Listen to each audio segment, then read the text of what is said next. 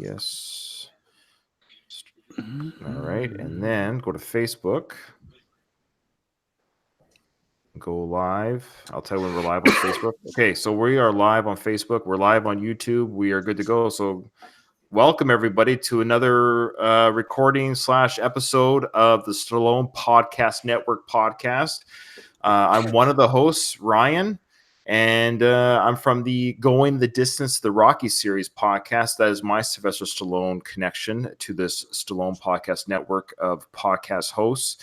And why don't you guys introduce yourselves and how you're connected? I'll go. I'm Doug, part 2 of the Holy Triumvirate of Stallone podcasters. I'm one of the hosts of Rocky Minute, where we cover the Rocky movies 1 minute at a time. We are in pre-production for Rocky 3. We finished 2 full seasons. So there's, I can't do math, 230 something episodes of content out there ready for you to binge. Awesome. And I'm Craig Cohen, and when we get around to it, I co-host the SlyCast, and we cover Stallone's career from his very first films all the way to his current films, and we're in the 90s right now, so we still got a lot more content coming your way. And in the meantime, I enjoy sitting down with Doug and Ryan. I do want to hijack things for a little bit because I recently put out an episode of a show that I'm really proud of. And as you guys know, I think Ryan and Doug at least know, I don't know if our listeners know too much, but I'm a big Ramones fan. They're my band. And I carry a torch for them, and I've really tried to keep the spirit of that band alive after the 4 original members have died. So recently I had the opportunity to talk to their second bass player, CJ Ramone, who just put out a new album called The Holy Spell. And I was able to interview him on the Rock and or Roll podcast. And it's about a 50-minute chat between me and CJ, where we talk about his new album, and we also talk about his time in the Ramones.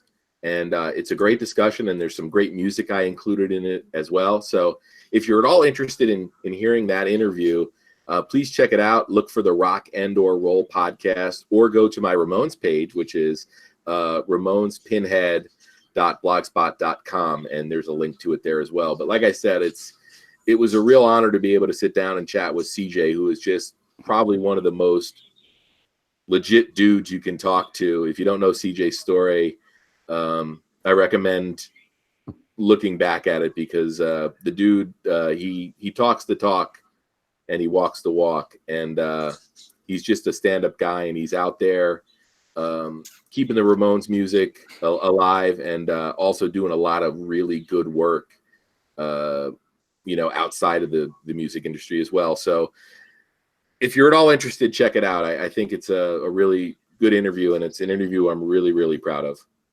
Oh, absolutely. You don't get many bands that have seen the evolution of punk from like its infancy to like where it is today. So, I mean, I would commend you on your dedication to the Ramones, and actually like being able to interview somebody that's in the band.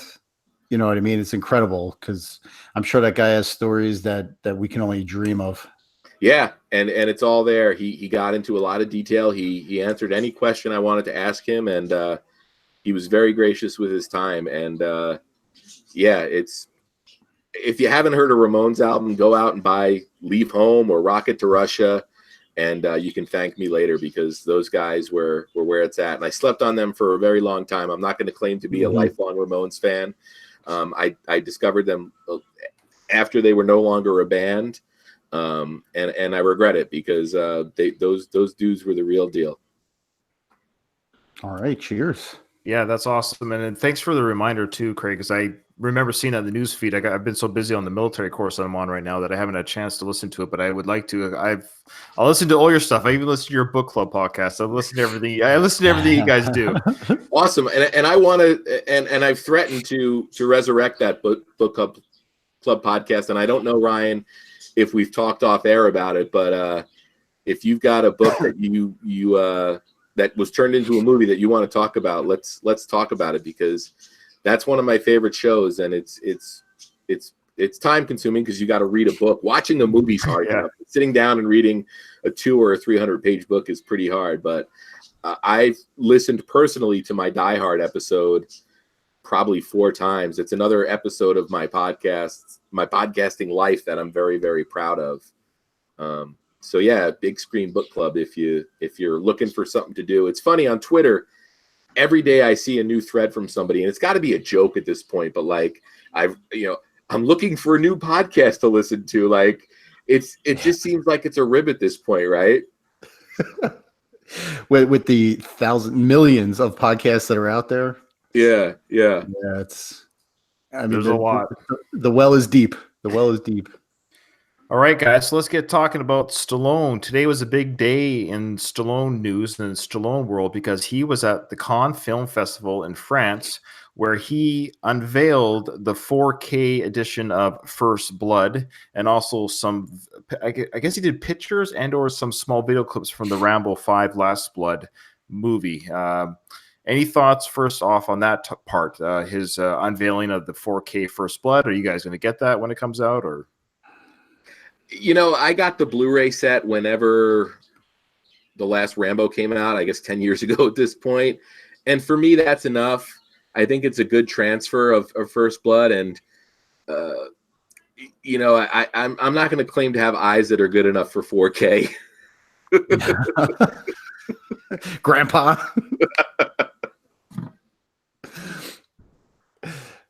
I honestly, Rambo isn't my wheelhouse. I'm a self-proclaimed Rocky fanatic, which I've been, pretty much my whole life. I've seen the Rambos a very, very small handful of times. So, I don't know if this is shocking to any of our fans or viewers or anything, but I'm not a big Rambo guy. I'm sorry, Matt.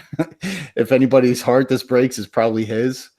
I'm probably not going to rush out to get it. Okay. I think I am going to get it. I probably, maybe I like Rambo more than you guys, the character. I love Rocky in the sense, like, well, I'm doing a whole podcast dedicated to him.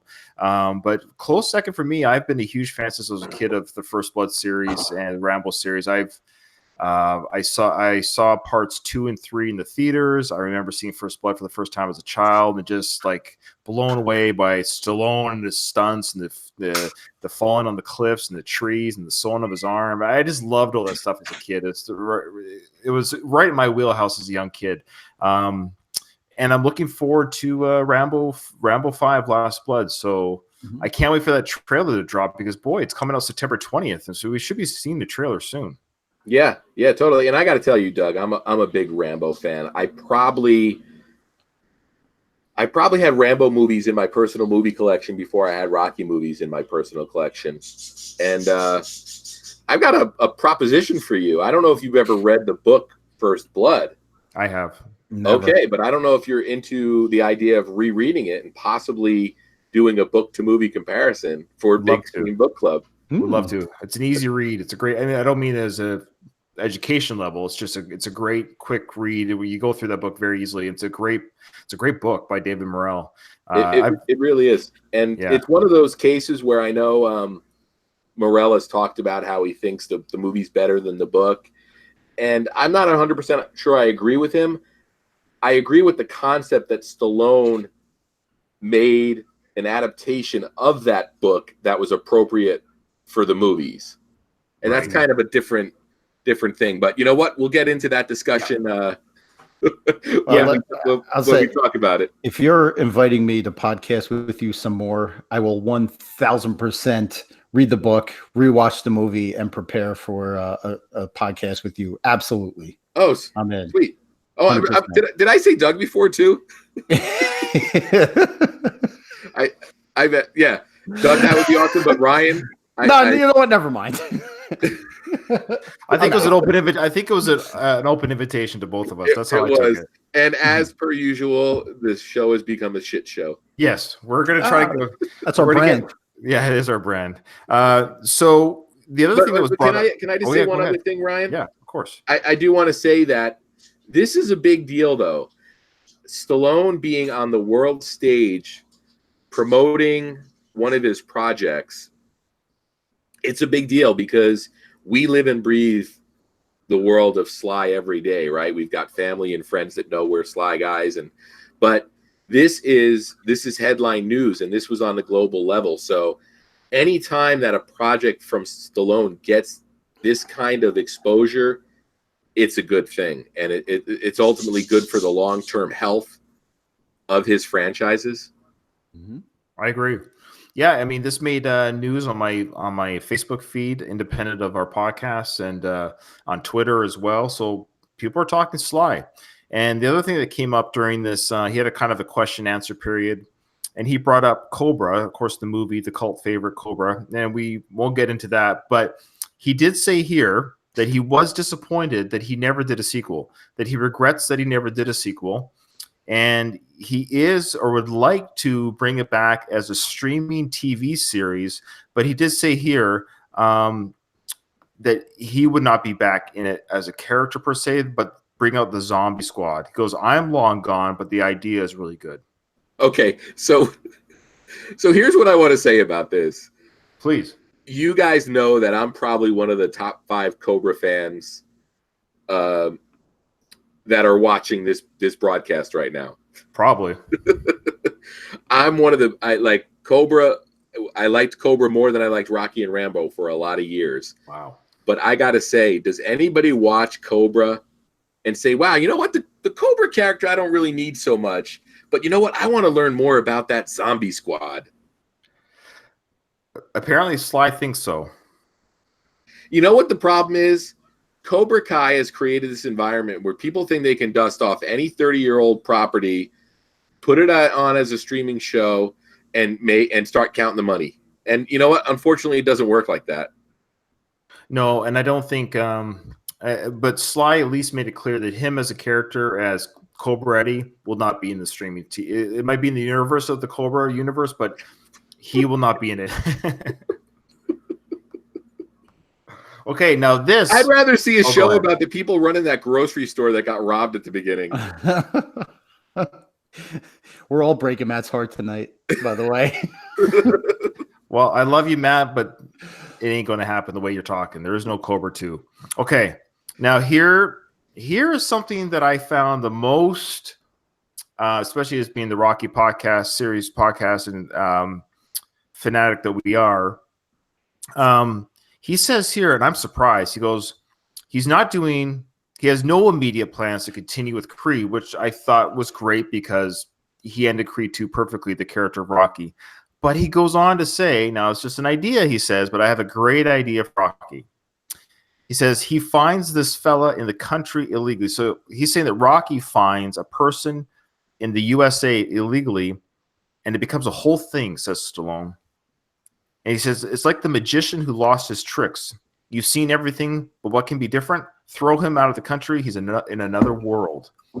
What's your thoughts on this? What's Sly saying here? What's going on here? And is this really, is he serious? Yeah, man. You know, in every Rocky movie, every movie that was titled Rocky, we've seen Rocky fight. And I thought that was what defined Rocky, right? I mean, Creed was a spinoff for all intents and purposes, and he trained Adonis Creed, that's fine. Okay, it wasn't a Rocky movie, but now we're bringing it back to Rocky, and it's not about Rocky now; it's about another fighter. It's a little confusing. I don't know. Like, is he holding on to the franchise? Is he holding on to Rocky too tight because maybe he sees it's really for the first time in 40 something years, like it's ending, it's over for him, for the character? I don't know. I don't know. I said it could work on Facebook, but I don't know. Here's the thing about Stallone over his 40 plus year career. He's really good at pitching ideas or thinking out loud before really having anything in place. You'll remember that after Rambo came out, he talked about like Rambo versus like a genetically mutated monster, which never happened. And we can probably go back through history and go through all the times that Stallone threw something against the wall to see if it would stick.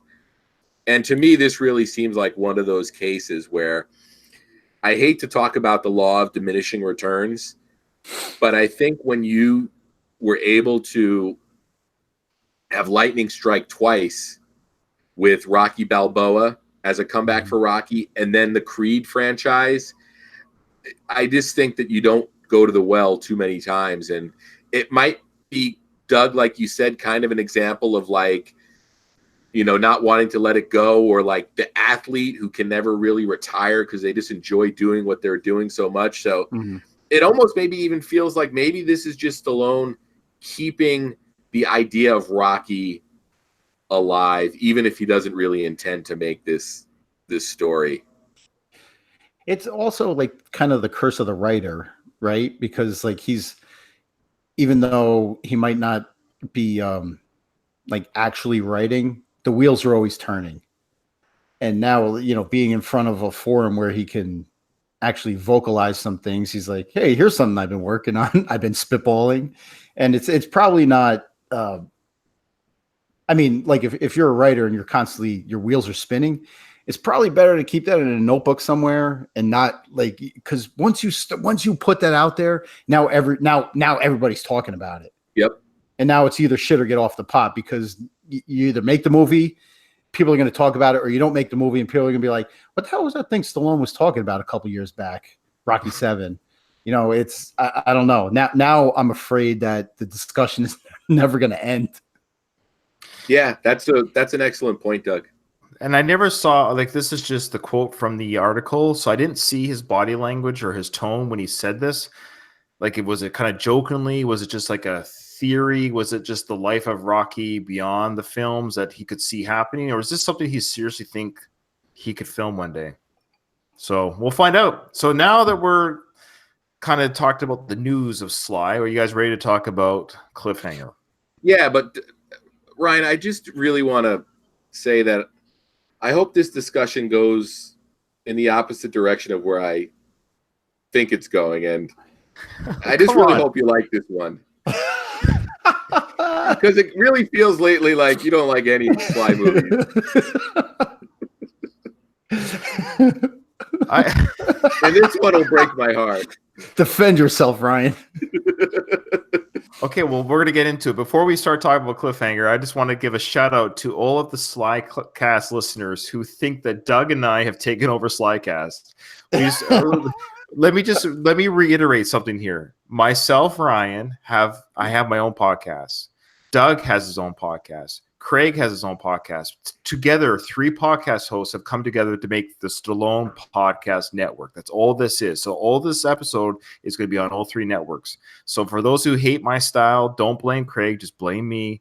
But don't stop listening to Craig's SlyCast because of me. He'll come out with other shows that don't have me. Well, even some of them will have me. So maybe you'll just hate me. Actually, the next episode that goes up will be you. Oh, that's awesome.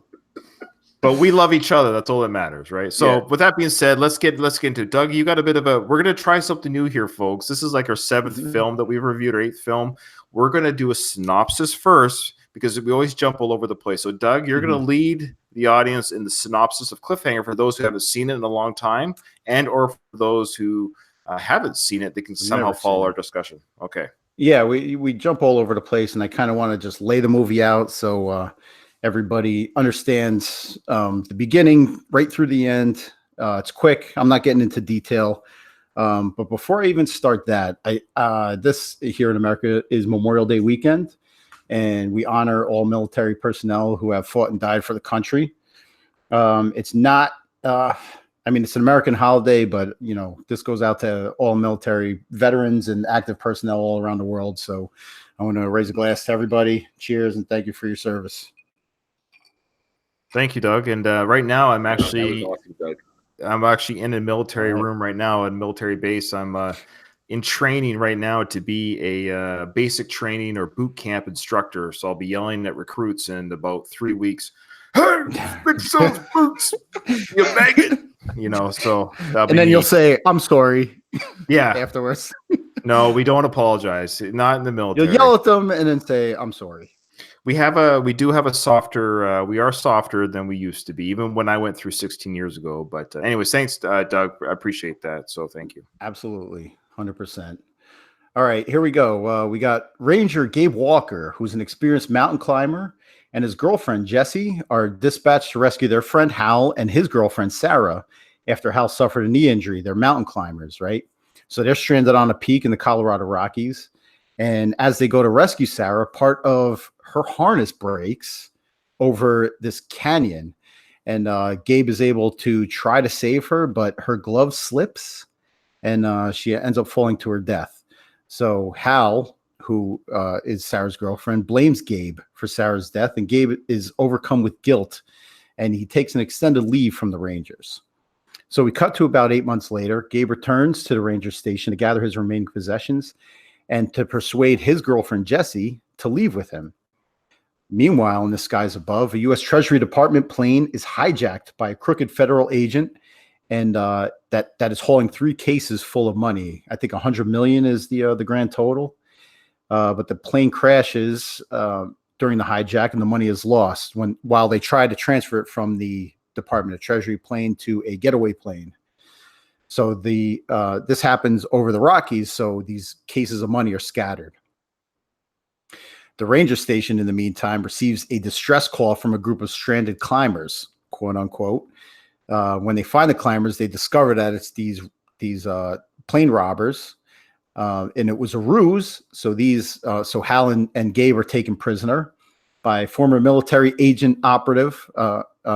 former military intelligence operative Eric Quaylen, and several mercenaries who need Gabe and Hal's help to locate the cases with the help of beacon locators that are planted within the cases. This might end up being more confusing than us jumping all over the place. That's funny. Yeah, it's only been like 3 minutes. Come on, you keep going. All right. So with the help of Gabe or the under threat of murder, Gabe finds the first case, and during retrieving the case, the bad guys try to kill him, but they trigger an avalanche, during which they think Gabe has died. But he hasn't, of course. It's Sylvester Stallone. Well, what he does is he ends up emptying the case of money throughout the avalanche, so they lost that case.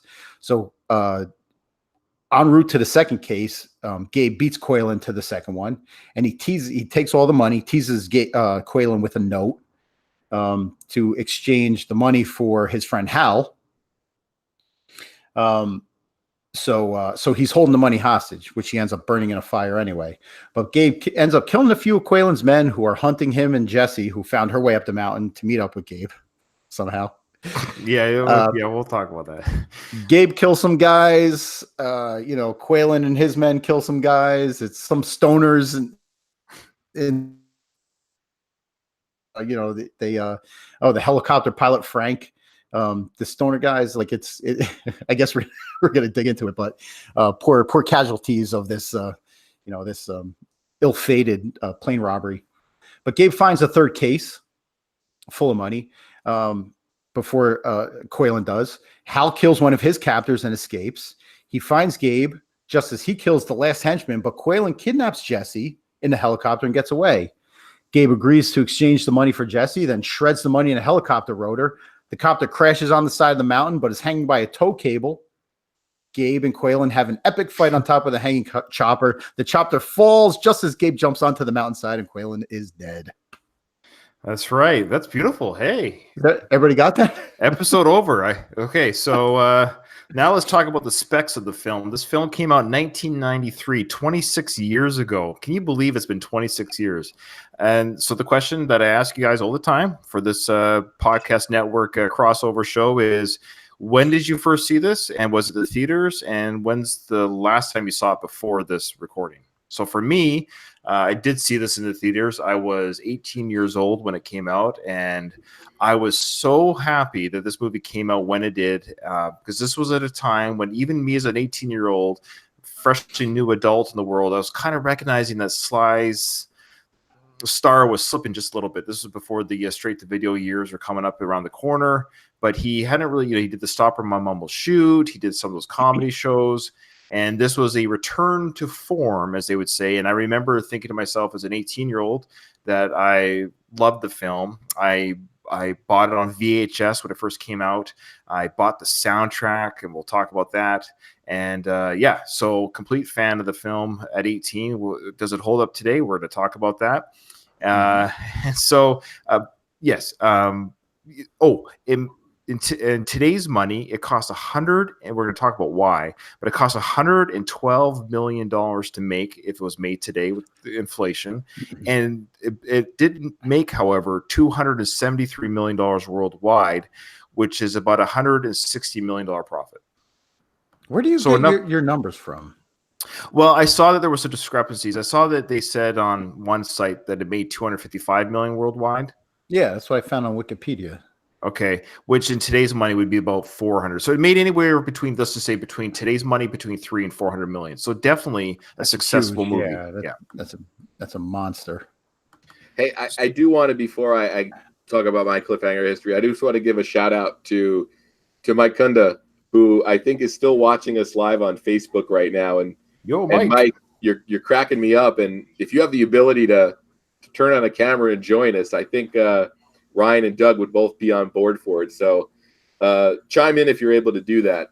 Yeah, Mike, let me know. I can send you the invite via Facebook if you want. Easy. Yeah. You just jump right in. So Cliffhanger for me, I acutely remember seeing this movie in theaters because my brother and his wife at the time went to go see Jurassic Park on opening night. And it was in the era when movies actually sold out. So we get to the theater and Jurassic Park was sold out. So we saw Cliffhanger instead, which is a movie I would have seen eventually. I do. That's when I saw it. It is, first theatrical run. And we've covered this on the SlyCast, and it's a damn good SlyCast episode because I listened to it recently in preparation for this. So that was probably the last time I've watched the movie. Go ahead, Doug. Real quick. I'm just looking at the chat on Facebook. Under Lindsay Greenberg, who's my wife's feed, I think my son hijacked her Facebook profile. It says, "It is my dad." Awesome. That's adorable. I was wondering about that. I knew that was your wife's account, and I was wondering, okay, so your son came on saying, "That's my dad on TV." Yeah. That's cute. Great, man. Yeah. All right. What's up, buddy? I know he's not listening, but he might be he might be listening. I don't know. To my kid at home who's supposed to be asleep. Oh, that reminds me, Ryan, you had a great joke recently where I think it was on the Mighty Mix page. Somebody posted a back tattoo, and Ryan said, "Where's the kid? I don't see the kid." I laughed a lot longer than I probably should have. That's like a deep cut for our Rocky fans who like. And I also think, Doug, you told him to stop where he is. Like nobody needs a Tommy Gunn tattoo. Yeah. No need to go any further. Okay, so I don't know if Mike heard that request. I'm just going to send him a message. So, Doug, go ahead and talk about your first time seeing the film, and when was the last time you saw it before this recording? Well, this was one of the few. I hate saying that, but one of the few Stallone films that I actually did see in the theaters back in '90 whatever. I was just a kid. I was in '93. I was 15, so would have had to have been with my parents, or maybe they dropped us off. I don't know. Teenagers, they drop you off with your friends, right? And you go to see a film. Yeah, I've heard of such things happening. Sure. Yeah, it's not that vivid of a memory, but I do remember seeing this in the theaters. And it was like in the '90s action movies, man. Like you had Die Hard. Van Damme was huge at that point. Arnold Schwarzenegger, he was putting out some good stuff. It was like '90s action, man, right? I mean, I don't think it got it. I always talk about 80s movies, but I mean, like this stuff was right in my wheelhouse as a stupid teenage kid. After that though, I didn't see it for a long time, a couple of years, and I don't remember it being as graphic and bloody as it was when I rewatched it this past week for the podcast. But I don't know, like I loved it back then because it was like a great 90s action film.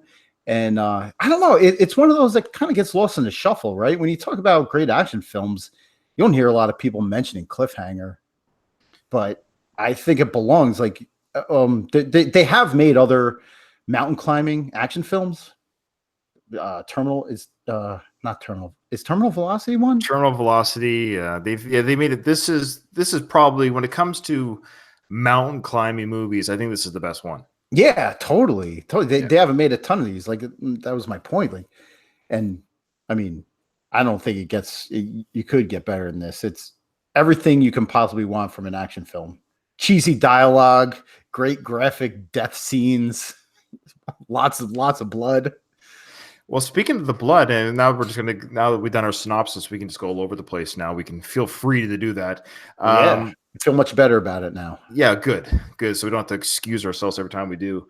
This movie is quite gory when it comes to it's surprising how gory it is. Here's something like me, and I'm sure like you guys, I watched Game of Thrones and I watched all these, watched Spartacus and all that, but there's something really visceral about the violence in this Cliffhanger movie because it's oddly, like, I wouldn't say it seems out of place, but it almost seems out of place. Like the gunshot violence is like the exploding chest wound and the blood in people's mouths. I don't know how many times people had blood coming out of their mouths when they were punched and kicked. Yeah, people were punched and kicked and beaten to a pulp. It's like a real solid violent movie. Also, this movie was originally rated NC-17 for violence. Oh wow. I'm not surprised. So there is a rough cut. I tried to find it on the internet. It used to exist, but I couldn't find it. But there is a rough cut available of an NC-17 cut of the violent Cliffhanger, and I would love to see that because I like violence. Obviously movies, the idea, like RoboCop, that's almost NC-17. That kind of, it's so brutal, but it's so good. And I find it interesting. I wonder what the discussion was between Renny Harlin, the director, and Stallone of like how violent can we, because this is 93. It wasn't that common to make these kind of movies. What are your thoughts?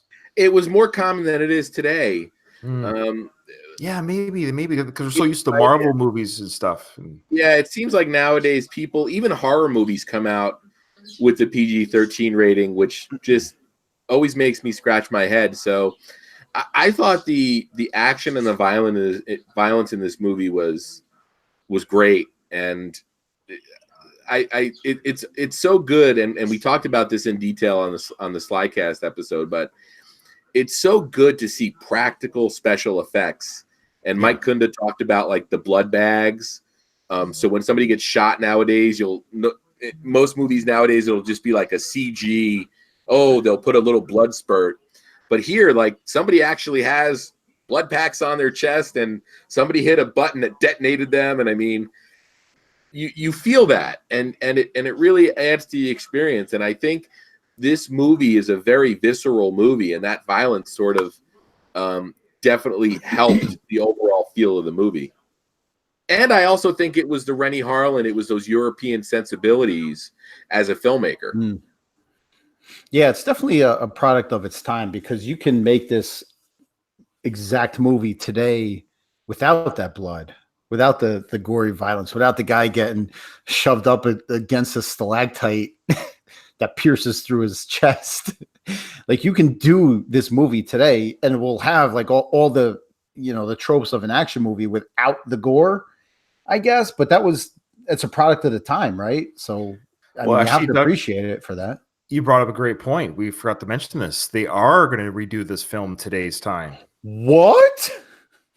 Yeah, with like a female lead and Jason Momoa is involved or something. Doug, you're being facetious? Yeah, because I did read that.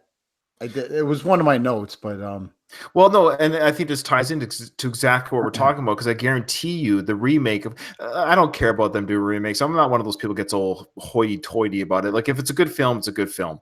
Like, if it turns out being a good film, great. If it's all female cast, great. If it's great, I don't care if it's female, whatever, fluid, gender. I don't care, as long as it's a good film. But that being said, I think Jason Momoa, I got a feeling he's going to probably play the bad guy. I was just thinking that same thing. Yeah, I would probably agree. Because this is supposed to be the all female cast. I would suspect the all female cast are probably like, the climbers, the good people. And I know we're at least Doug did the synopsis here, but I feel like we're going to jump all over the place, and I want to talk about the opening sequence of this film. Yes, please. But I do got to say that one of the great things about this movie is the main villain, Quaylen, played by John Lithgow, is such a guy that you don't think is going to match up with Stallone, and that's what makes that villain so great. And a lot of Bond villains had that sort of trait too. And the one thing I think modern movies sort of just fail at is giving us those regular looking villains that are still able to be a worthy adversary to our heroes. Well, let me ask you this, Craig. Did you know who was originally cast to play Quaylen? I do not, Doug. Why don't you tell me? It's interesting that you brought that up, because I want to pose this question to you. Christopher Walken was originally signed on to play Quaylen.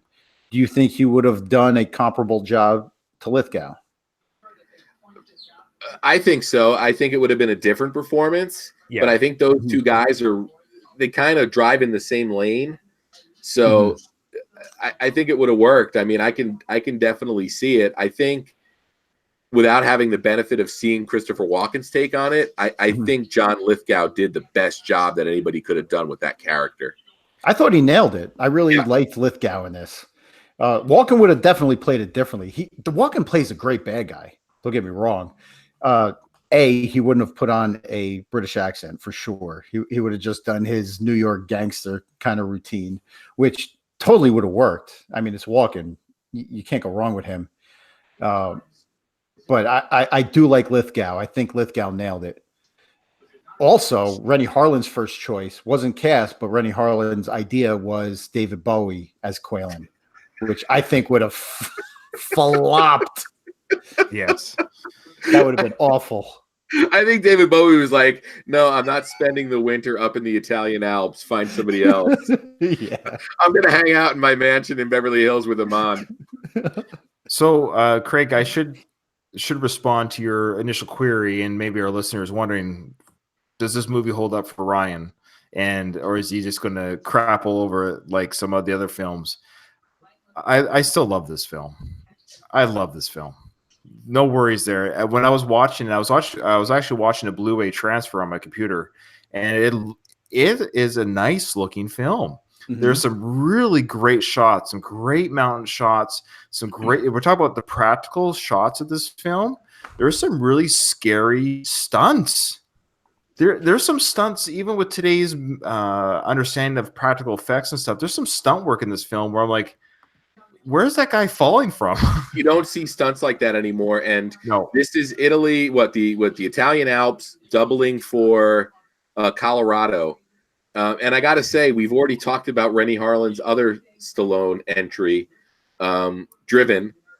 And we all know what a disaster that was and how incompetent it seemed at points with CGI tires and the whatnot and quarters. But it almost feels like a completely different filmmaker here. This is Renny Harlin, arguably at the peak of his powers as a director, giving a shit. And it shows. And yeah, I mean, this film is a film that you mentioned the high budget, and there's a lot of reasons for it, but all the money spent you see on the screen. I'll say this: if I have a bad word to say about it, it's that the sets feel like sets, but the on location stuff, the cinematography is beautiful. Yeah. The camera work is incredible. There's that one fight scene with Leon, which is clearly on a soundstage with, a cave. Yeah, there's a bunch of them, man. That's not the only one. When you're on a sound stage, or even I don't know, like the nighttime scene when they find the second case, like that is totally a set, and it feels like it. Yeah, The and I think the bridge yeah. where Gabe faces off with Travers is a set, and it feels like it. Okay, so yeah, I mean, I love the film, and it was fun, and I had a great time, and I'd be happy to watch this film again anytime. But seeing it now, 26 years later, or even 20 years removed from the last time I saw it, there's a lot of flaws in this film that became glaringly obvious just maybe over time. And like I said, I saw it in the Blu-ray transfer, so there's things that were more detailed, such as the sets were more detailed. But I do want to talk about we're talking about the beginning. Let's go back to the beginning. I do want to say one thing about that, though, Ryan, and this is by no means am I trying to make excuses for the film, but I will say it's charming in this day and age to just see, like, as bad as we think those sets might look, there was a lot of artistry involved with creating those sets. And nowadays they would put some snow on the ground and put them in front of a green screen and then just CGI the whole thing. That's true. That's true. So, you know, it's clear when they transition to sets, but as a viewer, I at least appreciate the artistry. And, you know, I mean, we all grew up in eras where we were able to watch films for the first time before CG. And a lot of times you knew that stuff was fake, but you knew that there were filmmakers involved that were making it happen. And I think that goes a long way. Greg looks like the Godfather petting his kitty right now. It's kitty. It's a puppy. I know it is, but you know, the Godfather had a cat. And Frida wanted to come and say hi to everybody. What's up, Frida? It's adorable. Get ready to go out for a walk. All right, Frida, there you go. So the movie opens. The movie opens with quite frankly, and like I said, I bought the soundtrack for a reason, with a beautiful score by Trevor Jones, one of my favorite film composers from the 90s, who also did The Last of the Mohicans. And there's some of the similar themes from Last of the Mohicans is actually in this film. But thoughts on the score, guys? Well, actually, my first thought was sprawling music for sprawling mountains, and it feels like a real film. Yeah, I thought it was beautiful. I thought the score was beautiful, and it fit the film very well. It's not memorable as far as movie scores goes. Like, nobody says, "Oh, that Cliffhanger score was, was one of the most famous ones." Nobody's telling Ryan any different. But I thought the sprawling music fit the sets perfectly, and it's especially in the opening. I know we're gonna talk about the opening a little bit, but the music and like the interaction with the characters right in the opening give you that uneasy feeling that something immediately is going to go wrong, because it's too happy. There's too much joking around going on. The music is too epic to start a movie that you immediately have that uneasy feeling. Agreed. And I love how the helicopter comes in, the sprawling music, and we hear the radio chatter that there's some hikers in distress, and there's the nice banter between what's the name of the female character? Boy, Jessie, and played by Janine Turner. Is that right? Janine. Yep. Shit, I had it written down. She was from that show, Northern Exposure, I think. Might have been a Canadian Twin show. Peaks? No, Northern Exposure. So it must be a Canadian show. Oh.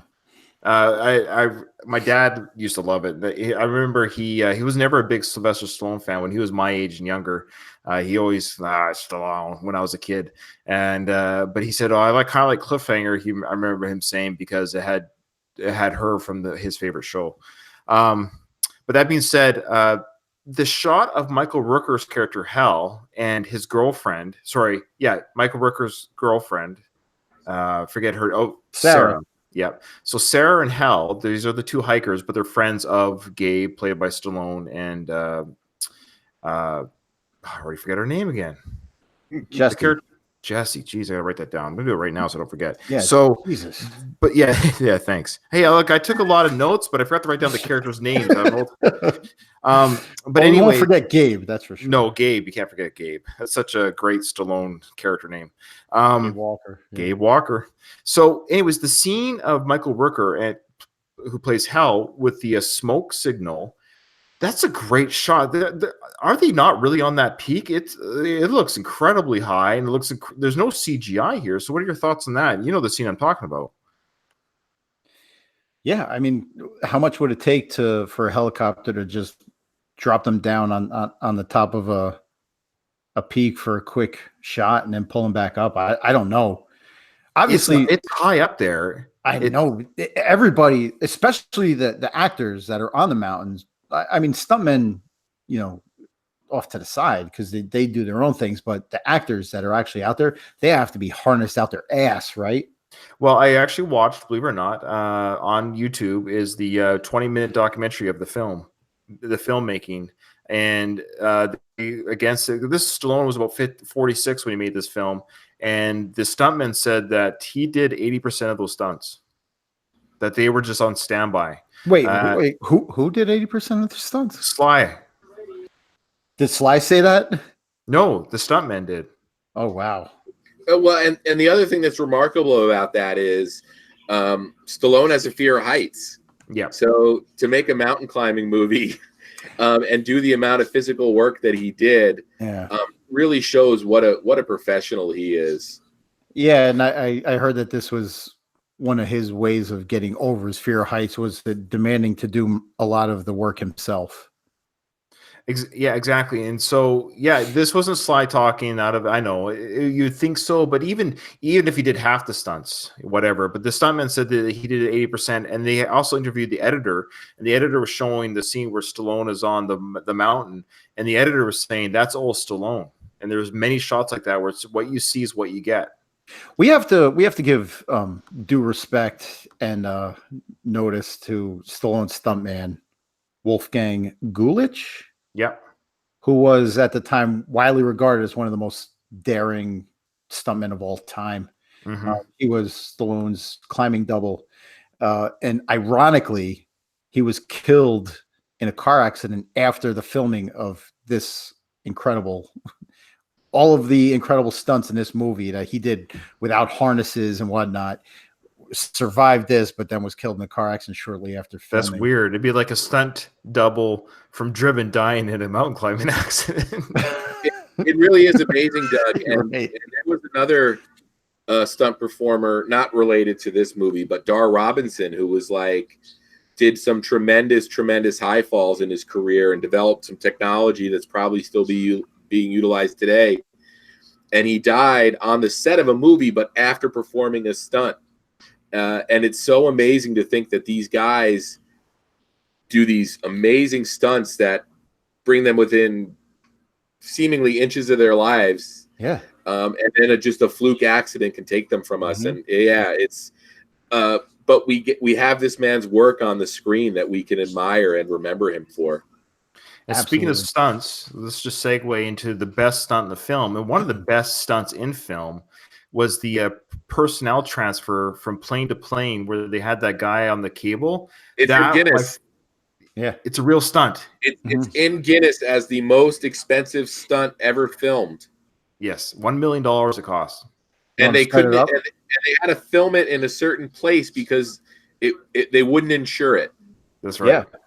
Well, did you read that Stallone paid out of his own pocket for the stunt to be performed because the insurance company wouldn't insure it?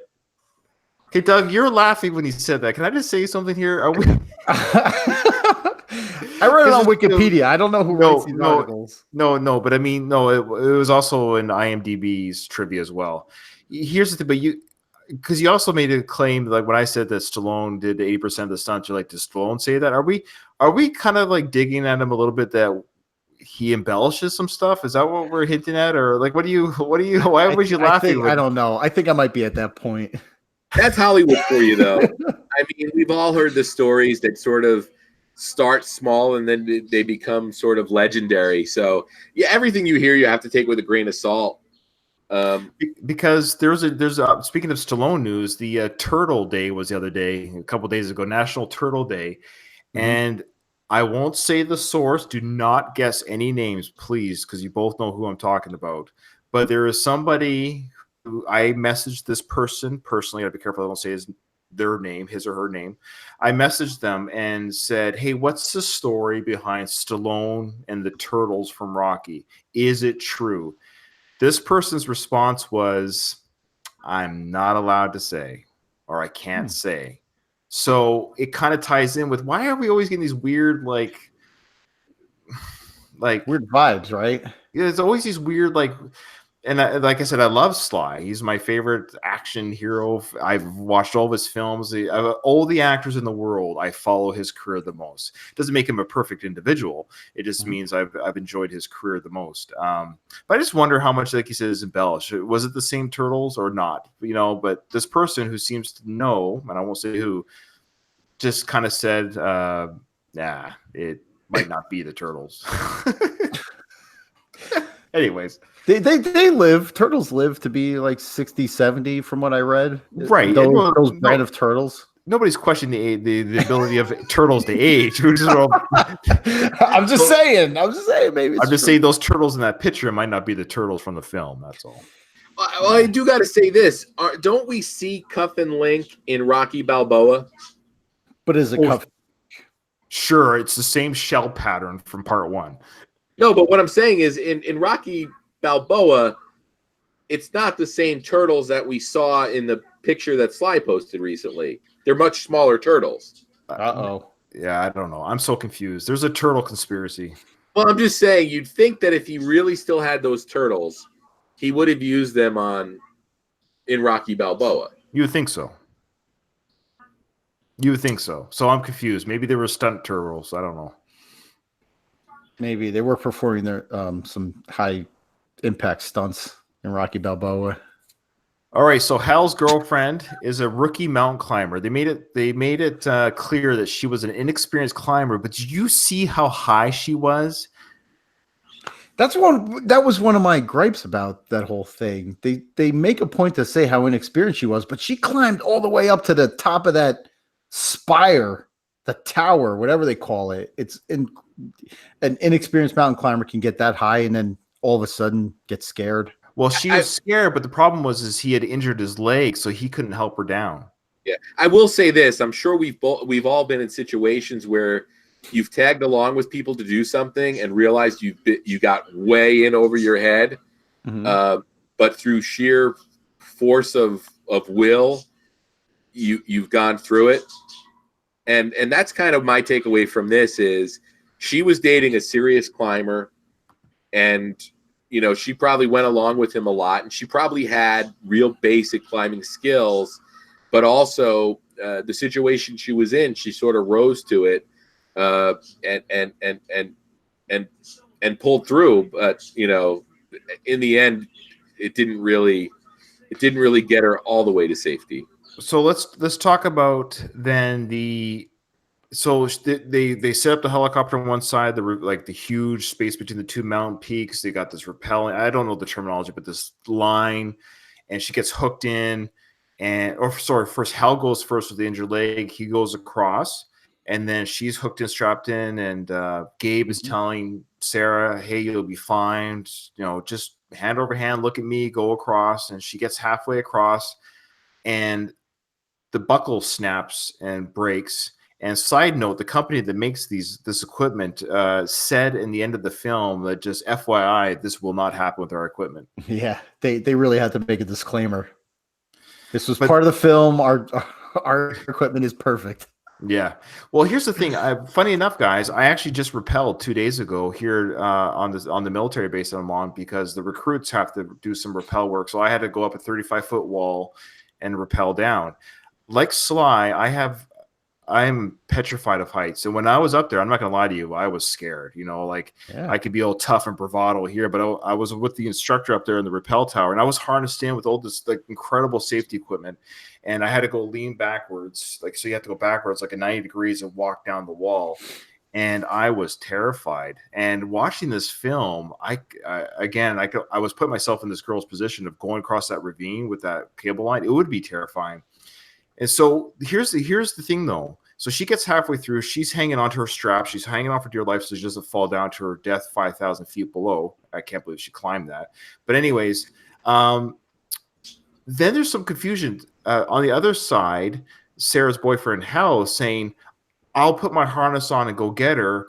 And then Gabe says there's not enough time. I'm just going to go get her. And then there's some talk later in the film. There was too much weight on the line. So help me out. How was Hal supposed to get across there without adding extra weight? I don't know what the problem was, why Hal was so mad about what Gabe did. Because we should say the girl fell to her death. That Gabe was holding on to her and he got to her. But it's nearly impossible to pull somebody up with your own arm strength. And she fell to her death. But what was the problem that happened? Well, I think ultimately Hal as a character had to blame somebody, because he dealt with this loss. And I mean, we can only imagine what that loss feels like, especially to be as powerless as he was.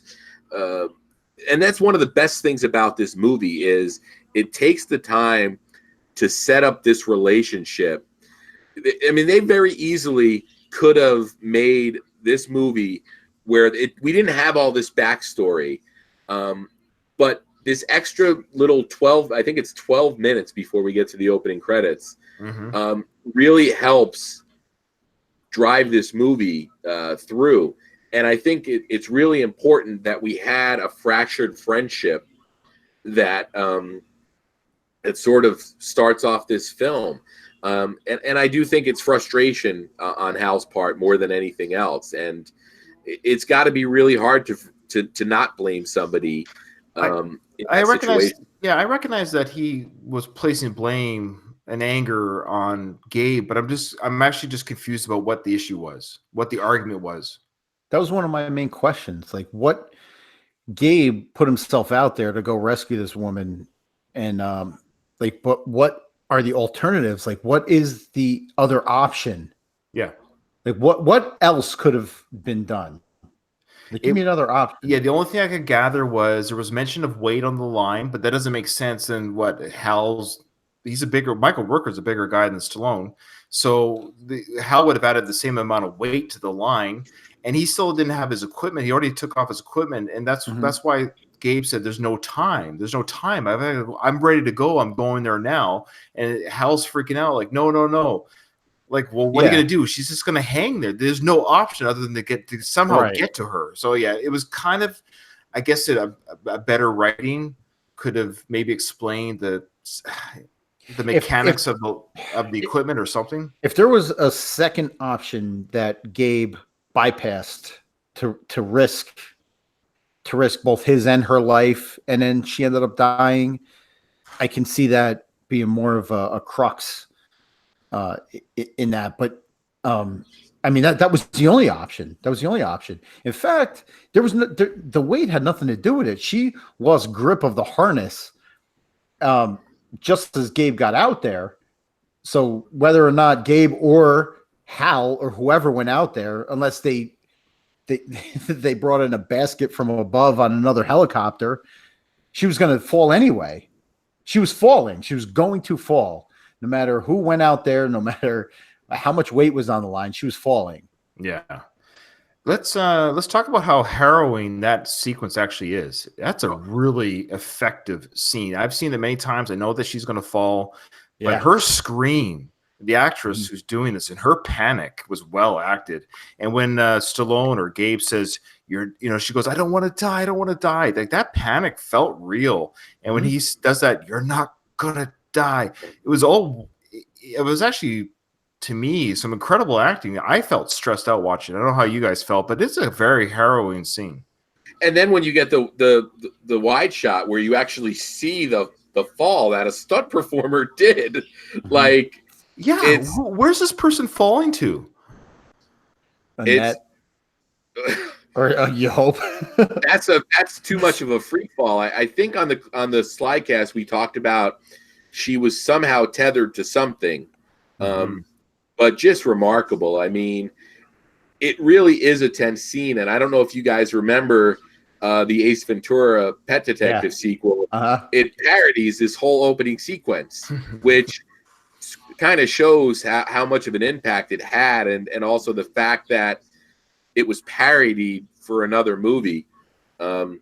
This opening really solidifies what happens in the rest of the movie. I think it adds so much weight to the film, and also people talked about this when they responded to us when we got listener feedback on Cliffhanger. Nobody was used to seeing Stallone not save people. And that was a legitimate shock for people, because you watch this movie not knowing anything the first time. You assume he's going to save the day, and then he doesn't. And that really shook a lot of people, and it puts you off balance for the rest of the movie.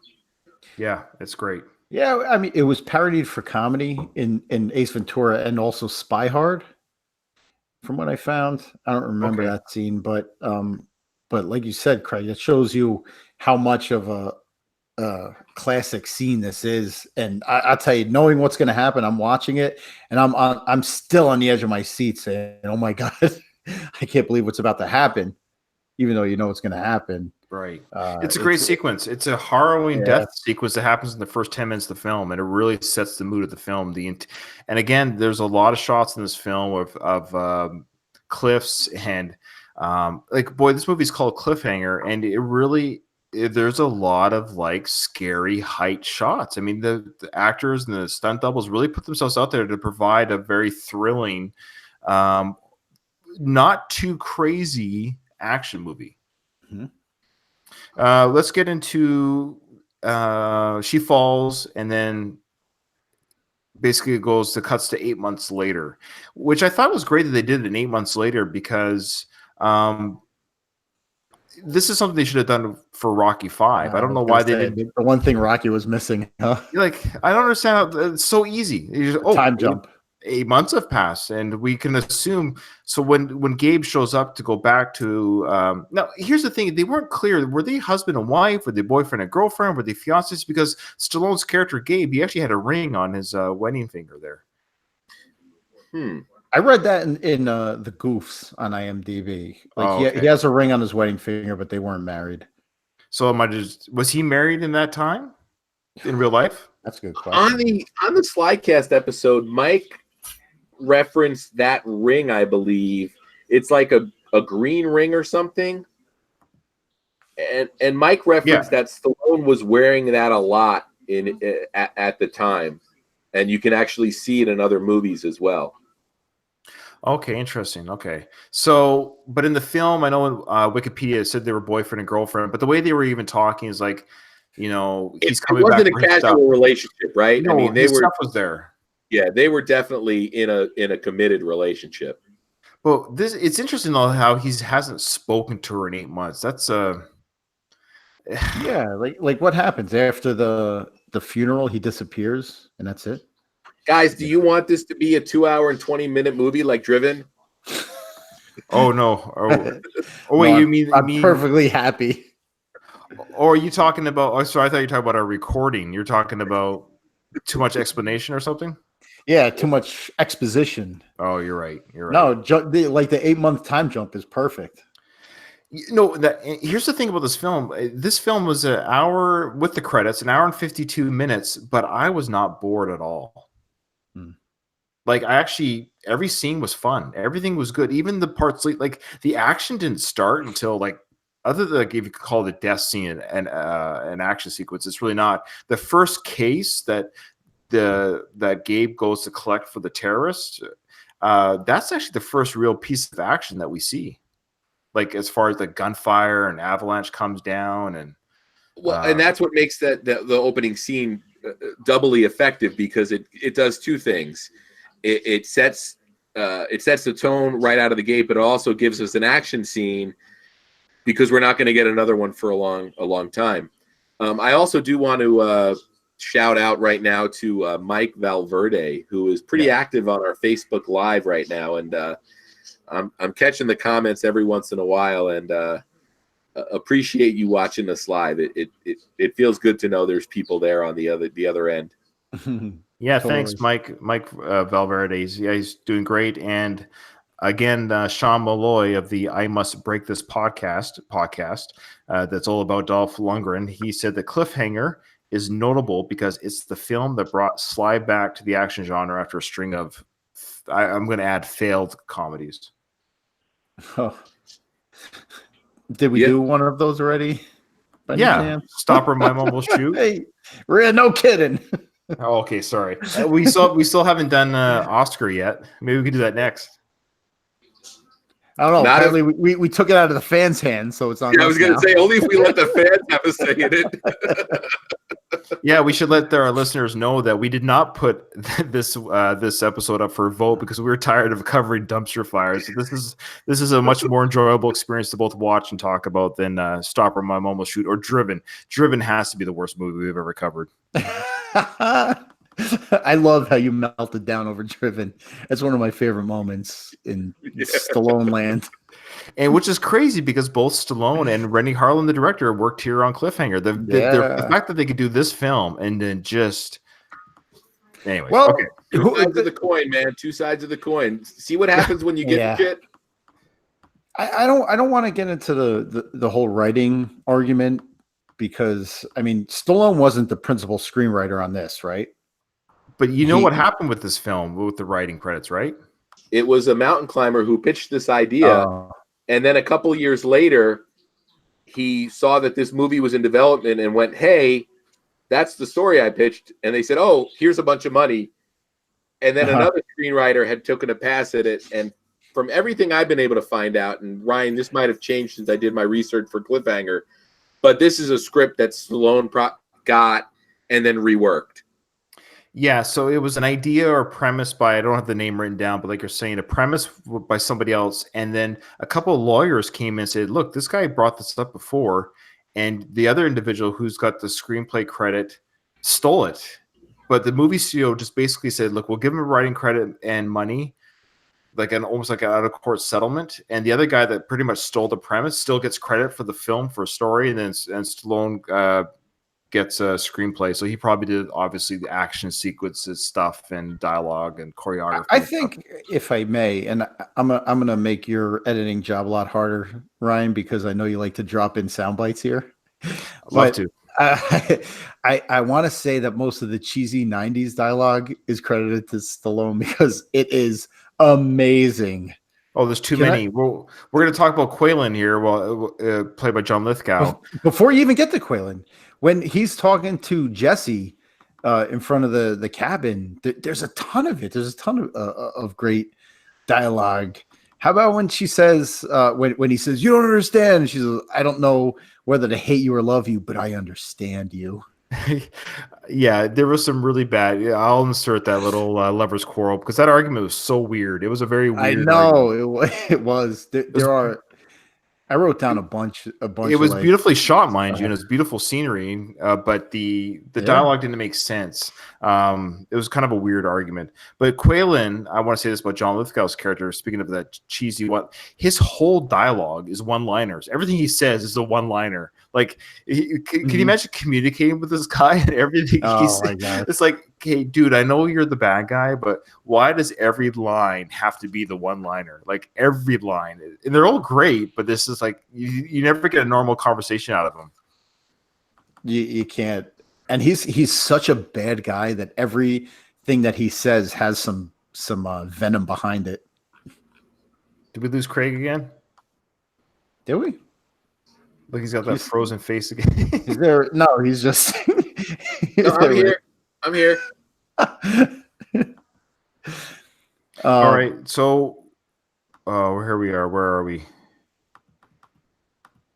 The plane crash. I don't know. You want to talk? Okay. About that? We kind of just glanced over the stunt from Simon Crane. The individual Simon Crane who did that one alone stunt. It was actually credited in the film, which was weird. You don't ever see that in films where in the credits they actually specifically say this one stunt was performed by this individual, and that was Simon Crane, who went from plane to plane in that opening sequence, and that was just him shimmening down that line to the plane to plane. He had no safety equipment, by the way. No safety equipment, no camera trickery. Yeah. And unless the information has changed, he was paid $1 million to do that stunt. No, you'd have to pay me a lot more. I'd die. Yeah, that's incredible. Well, and the funny thing about that stunt is we're supposed to believe that it was done by Richard Travers, the U.S. Secretary agent, played by Rex Lynn. Not a chance. Gotta see what is this guy? I've seen this guy in a million things, but he's great. He is pitch perfect casting with that big hand broom mustache. Yeah. Oh, the guy that played Travers, he's great. He's great in this film. In fact, he's almost comparable to John Lithgow. I love how they hate each other. That was a great little that's great writing actually. Maybe we should give credit. Maybe give credit to Sly for that. The two bad guys hating each other. That's clever. That's clever in its own right that they hated each other too. Yeah, it's like a three-way kind of just spewing hatred at one another. It just occurred to me, Gabe and Hal, they hated each other, but they made amends. But they're the good guys, and then even the bad guys hate each other. So there's this weird relationship issues amongst both the good and the bad people. All right, one more comment about that stunt. It was performed 14,000 feet in the air.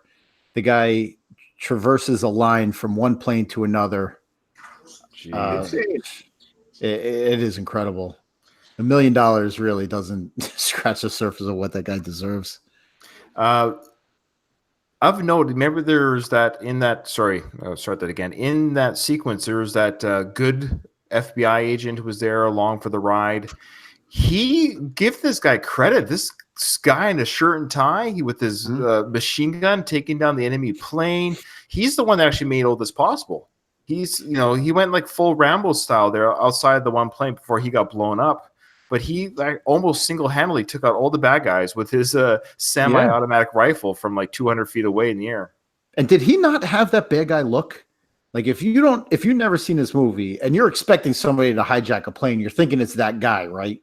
Just because of his look. Yeah. Right?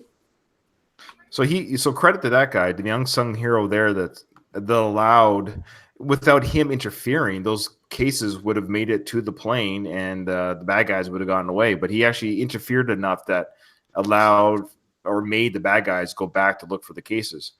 Forced him out because our homie did not make it. Yeah. He died with the plane. Speaking of the cases, each of them had a GPS tracker on them, and there was a sequence in the movie where Gabe and Jesse, they're going for the case, one of the cases. They find the case without a GPS before the bad guys who had a head start with the GPS found it. There's a lot of time jump issues in this movie where people end up in spaces before the other person. I know it pushes the plot, but there's Jessie, for example, she's in the cabin that Gabe's character is going to, but she left way before he left for that same cabin. As far as the trackers, I guess we're supposed to believe that when they showed him the original locations, he memorized them because he knows those mountains so well. That's what I thought you'd say, and that's what I thought. But at the same time, it's it's a briefcase in the snow. That was my takeaway too, Doug. That's the only explanation. That's what I was thinking. And really, he's a master tracker. He's a master tracker. Yeah, exactly. I did like the plane crash, though, that we're talking about the practical effects. Even though it wasn't CGI, I kind of get a kick out of practical effects. I don't know why. It's kind of fun to watch, the mini models. Well, it's totally a model. Yeah, I think that's the thing. It's a lot easier to appreciate the artistry of practical effects than even when you're watching it, you know that it's a miniature, but that miniature is actually crashing into little miniature trees. Whereas nowadays, when we watch a movie, our eyes see it and our brain processes it, but we know it's fake. We know there's nothing real about that moment. And I think that's what makes practical effects work so much, even when you can see it's a little model. Agreed. What time is it? We're already at the hour. I know. Hour and 14-minute mark. That's okay. That's okay. Let's just too much time bitching about Rocky training an illegal immigrant.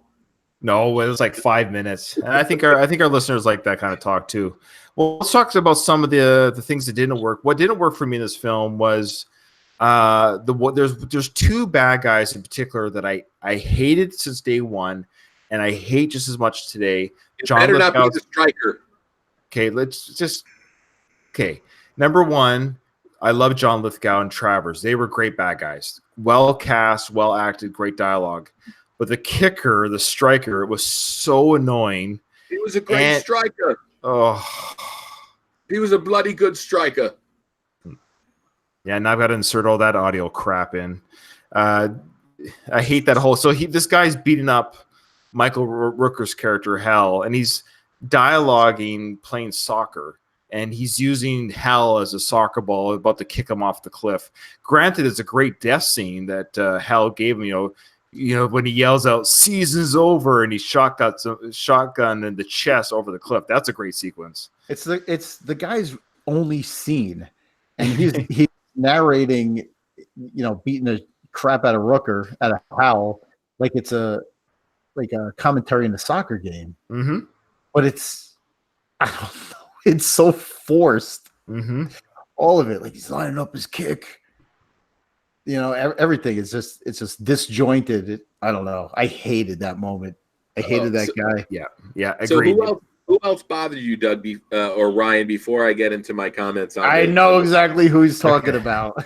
Okay, this is interesting because before I get into this guy, well, I'll just say from memory because I forget his name, but he played. I think his name is Leon in real life. So he's a one name, like a one word name in real life. Like he's credited Leon. Yeah, I've seen this guy before. He played the statue that comes to life in Madonna's "Like a Prayer" video. Jesus. Oh. Okay, his character and his dialogue and his behavior in this film, I found he's so, I don't know what the word is, but it's just like annoying is not a strong enough word. Like I was just like over the top. It's a really terrible bad guy, and his acting is horrible. And apparently, the producers loved him. That he got hired right away on his first audition. He was coming off of Madonna's "Like a Prayer," man. He's a hot commodity. Oz, he's in Oz. That's what I've seen him in.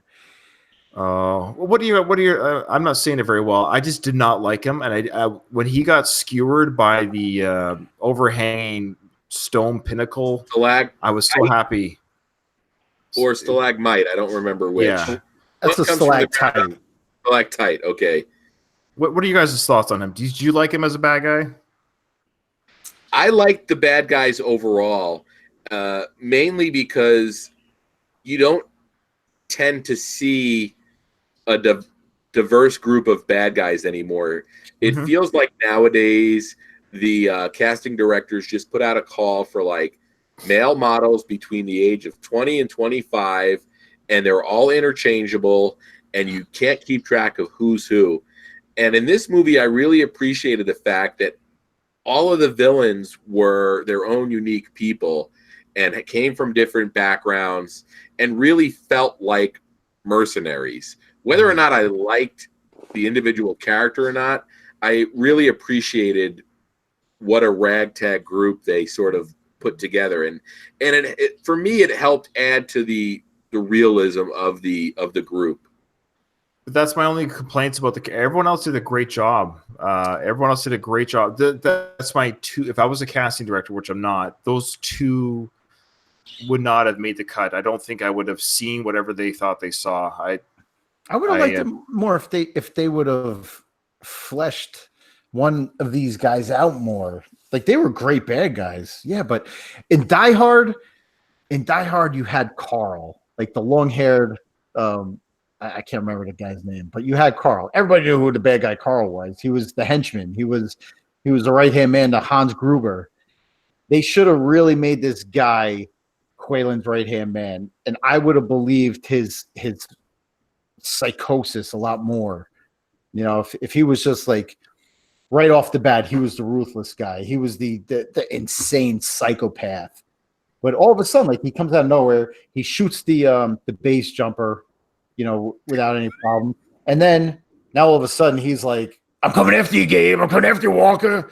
And he's all misogynistic, talking about his bitch. Yeah, that's what it was. Disgusting. His behavior was disgusting because that's right.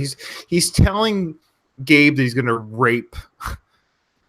He's basically going to rape the girl before he kills her. Like this guy is just off. Anyways, he was just like psycho. Maybe he's just too psycho for the rest of what was going on around him. Yeah. It's fine. You can have a guy that's that psycho, but make him that psycho right from the beginning. Right. Don't just like pop him up all of a sudden as like a psychopath, because then you're like, all right, where did this guy come from?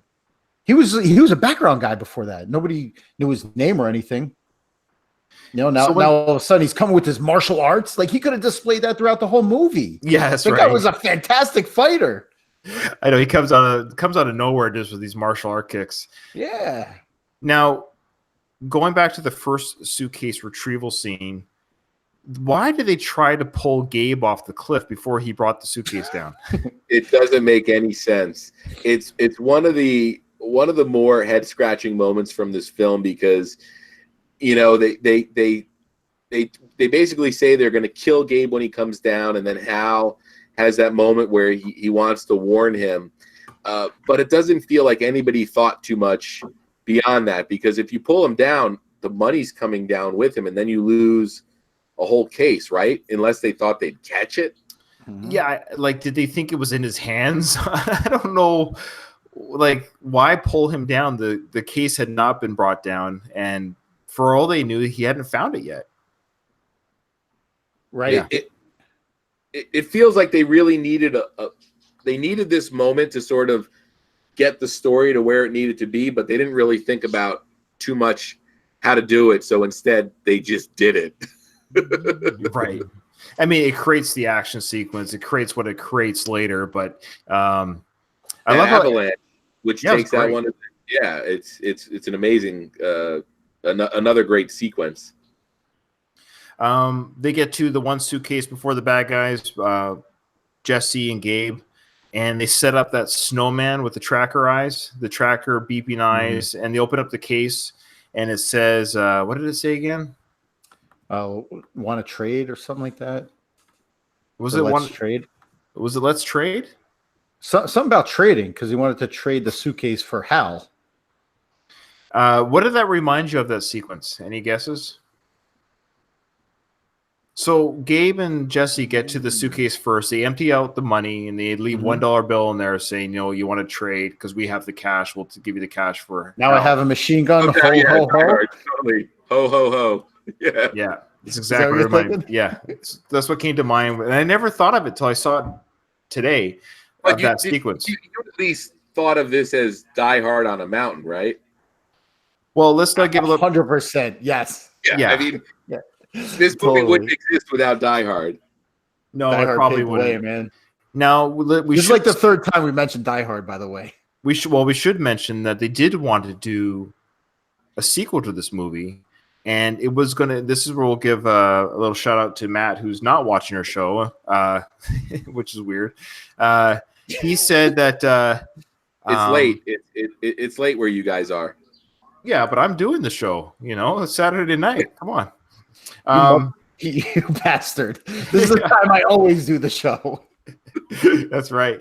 I'm on Doug's time zone now. Which I will be for a little while, so I better get used to it. Damn right.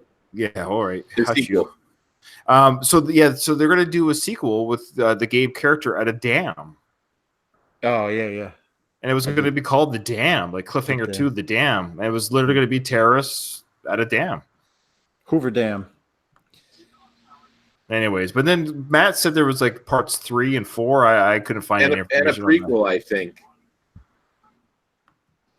All right. So let's Matt, somewhere Matt's head is exploding. So we talked about the Leon death scene. Talk about the poor old man Frank death scene. Oh my goodness, that is a sequence and a character. They didn't need to do it, and they did it. And it really just drives home how sinister and evil these guys are. That's a great way of putting it, because think about, I'll let you get back to that. No, that's it. Yeah. Oh, because he was such an innocent old man. There was two smoke potting snowboarding dudes, base jumping dudes. One got killed, one got murdered. The other one barely got away. Frank gets murdered. And I feel like, and then Quaylen murders his female bad guy when he says, what's what did he say, the greatest thing about love or something? Or you'll drop the clip in anyway, so I will. But the thing was, like, there's a lot of just violent deaths of innocent people. It's like a slasher film in some ways. A blatant disregard for human life. Yeah. There you go. Like, this old man gets shot. Like, he's just standing there, and it's filmed so well because and it's acted so well by this older gentleman. I forget his name, but it's a special appearance by Paul Winfield. No, not Paul Winfield. Oh, that was the Ralph Waite. Say again? Ralph Waite. Yeah. Ralph Waite. So he's an older actor, and he played it so well. When he had the gun pointed at him, it was acted so well. His disbelief is like, I'm here to help you. What are you doing? It was so heartbreaking.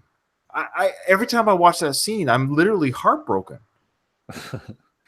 It's one of those 90s things. It's the guy's collateral damage, and they really, like, you talk about Game of Thrones and how they just murdered characters left and right. This movie took no prisoners. They just killed people, innocent or not. And you know what?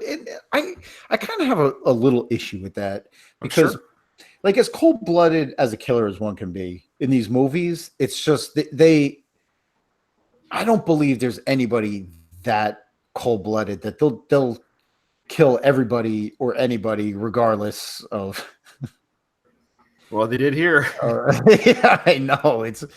But I, of course, for a movie like this, you suspend that, but it broke my heart to see it. And, but I knew it was going to happen. The second he showed up, I said, this poor son of a bitch is dead. Yeah. And then there was the let's talk about that bridge explosion sequence. That's actually really well filmed, and I remember the trailers. Like, I've seen that in the trailers as a teenager, and looking forward to seeing it in the theaters. And it didn't disappoint with the explosion behind Gabe. He's running, and he grabs Now, I didn't notice this until I saw it on the Blu-ray. So the explosion is on your left, but it's a big widescreen shot, and you can see the stunt double, or Gabe's character, grabbing the bridge on the right with Jesse grabbing him as well. It's such a wide shot that I think all these years I was always focusing on the explosion on the left, and on the right screen was stuff going on. There's a lot of wide shots of a lot going on. People walking across mountaintops, a lot of vistas, and just the stunts themselves. There's a lot of wide shot stunts and far away shots. I don't know. I love the cinematography in this film. Yeah, and it's quite excuse me. It's quite possible, Ryan, that for a couple of viewings of this film, you watched it on standard 4:3 VHS, which Blu-ray and DVD thankfully bought widescreen back to home viewing. But for a long time, this was people were probably watching a cropped version of this film, which really takes a lot away from it. I think that might have been what it is that a lot of things are cropped. Can we talk about the one sequence that was just, it looks so freaking cool, but is probably one of the most unrealistic sequences in the whole film, where Gabe jumps that cliff and he goes about 40 feet. It looks so cool. I know it does.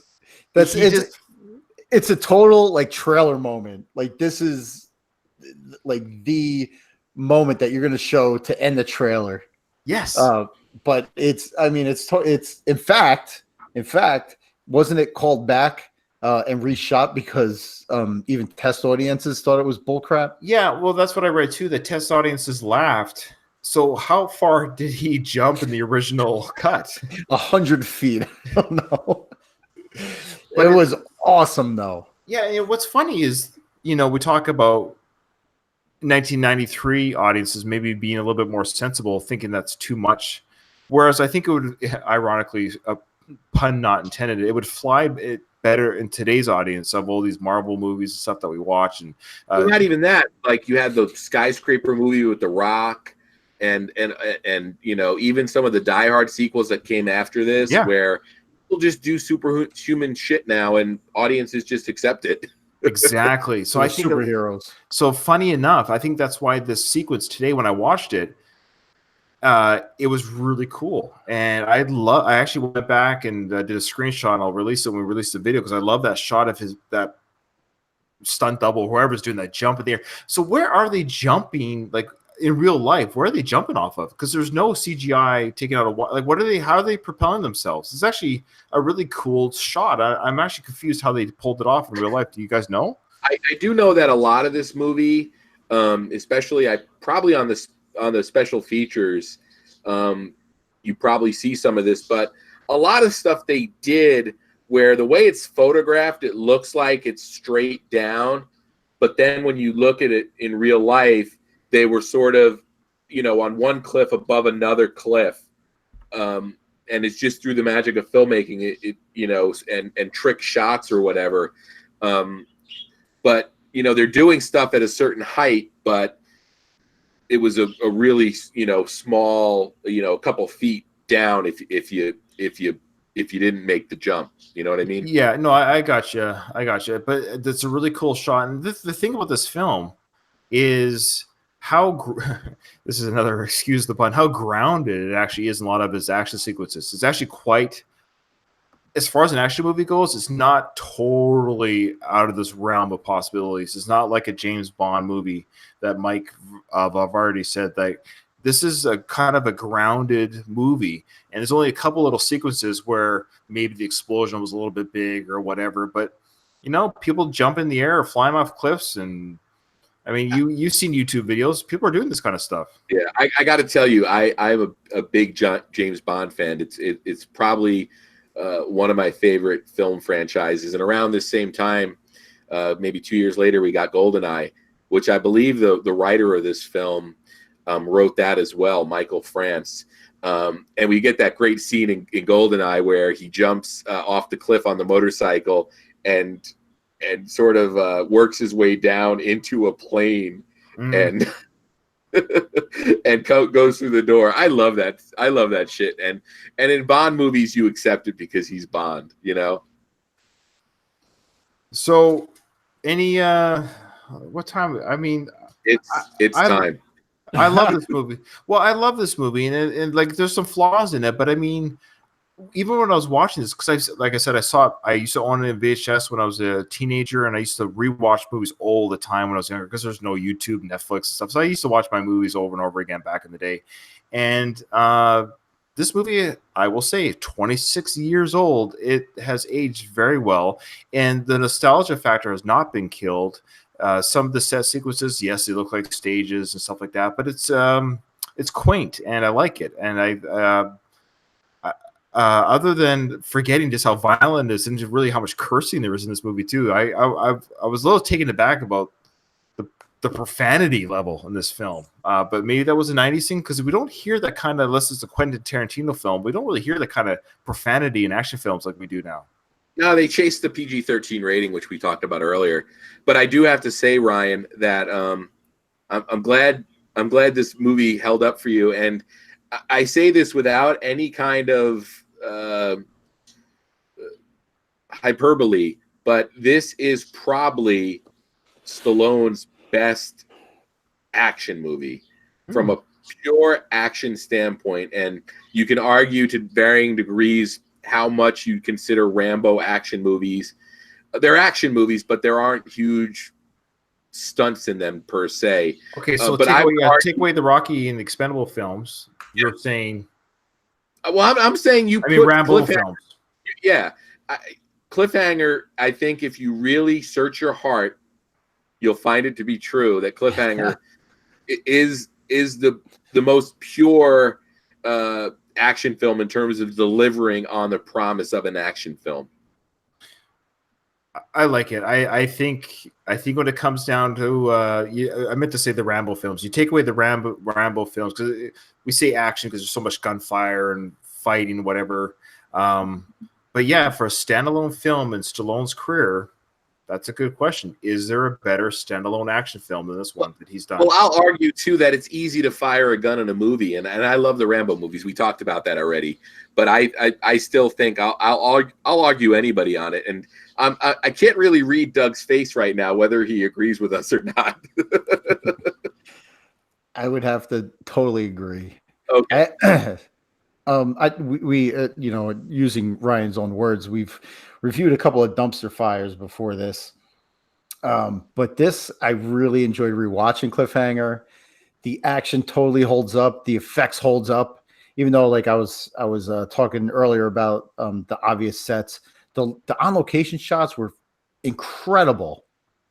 The explosions, everything, like the action was incredible. Like I was invested, totally invested in the movie from beginning to end. Even the cheesy 90s dialogue, like I was laughing throughout the movie at how stupid it was. And Ryan, if there's any movie I really want you to put in some of the cheesiest lines, please drop in a bunch of these because there were some A+ ones. I might just have to insert them randomly because we didn't really talk a lot about the dialogue, which isn't bad.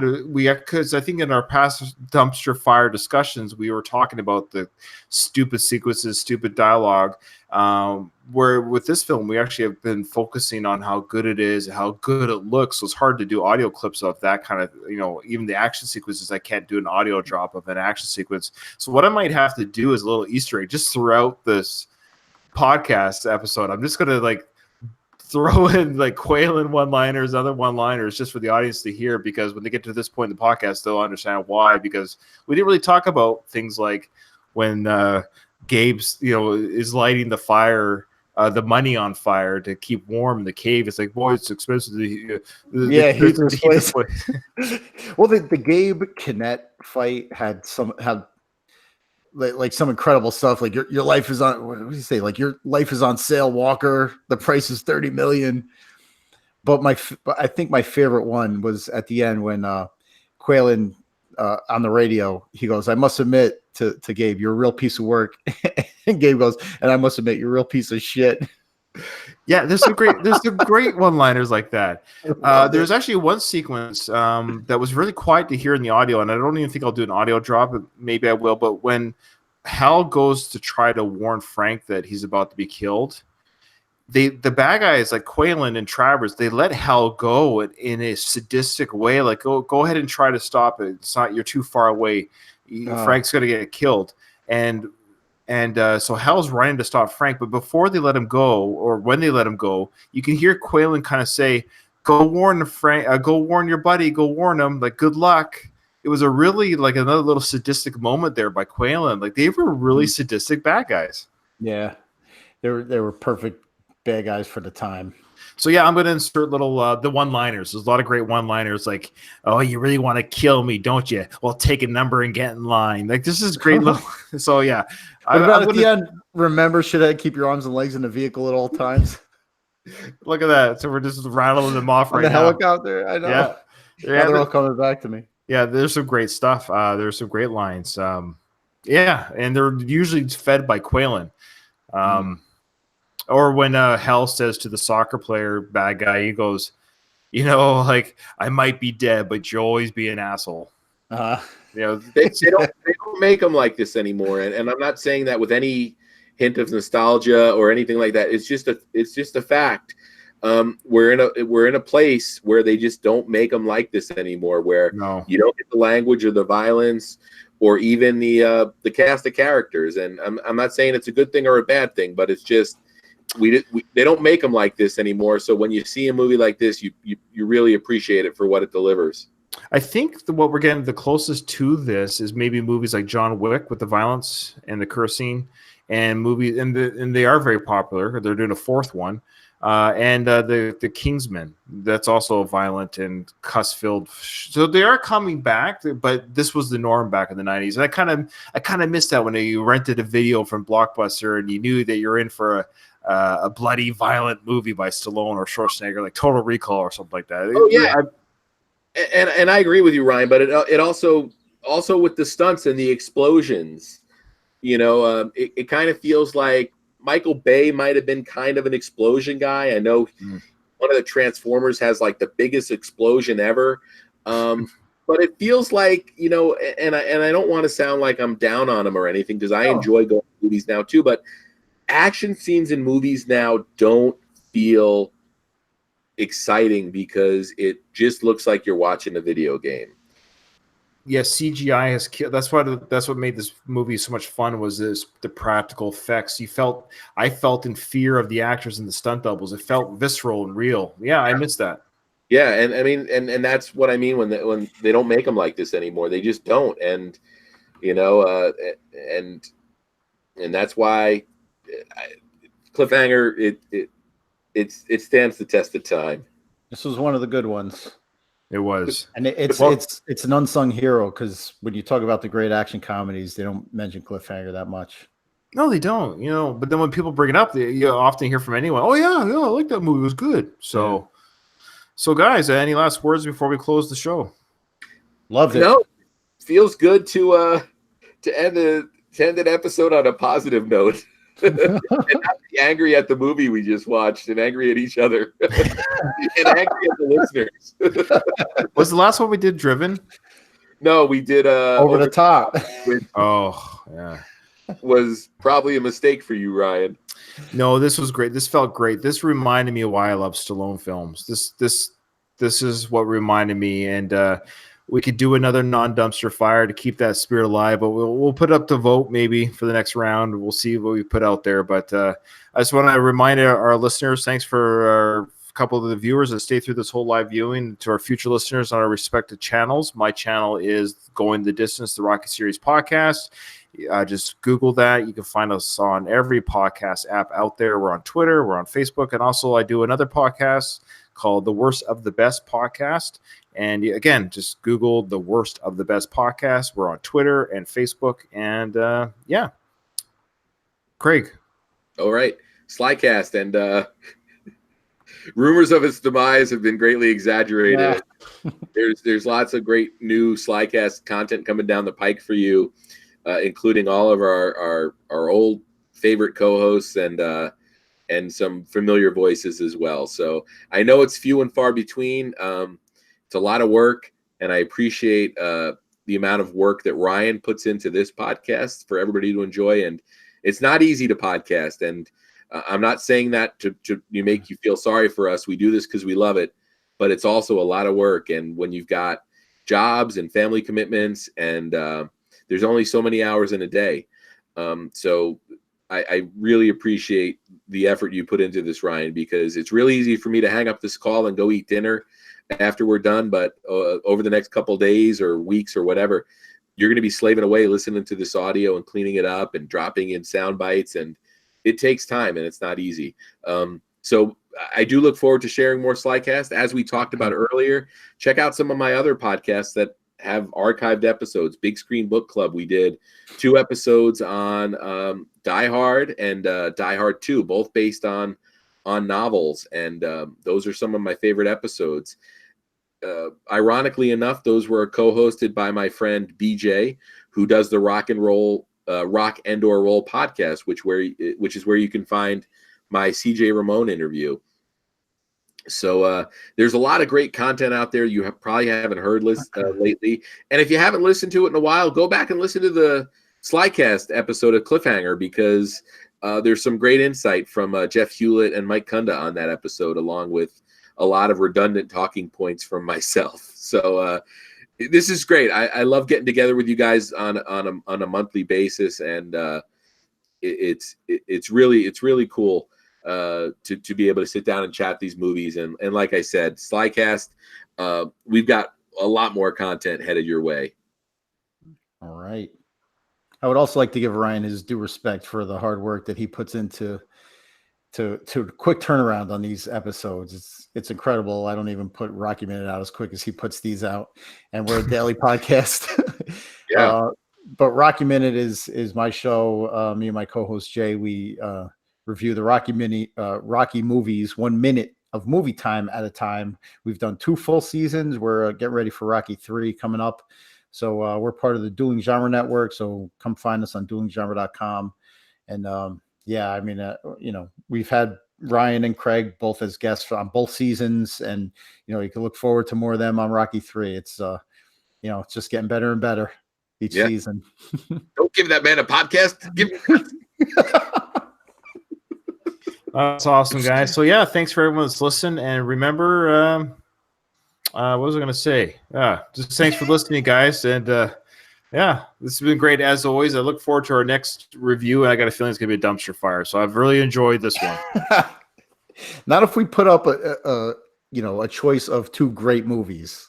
Let's go back. Let's go back. Let's go way back to Stallone's roots when he's putting out good stuff. We'll do an early one. I think an early one from the 70s might be what we need to do. Totally. All right, guys. Thanks a lot, and we'll talk to you soon. All right. Take care, everyone. So long. Take care.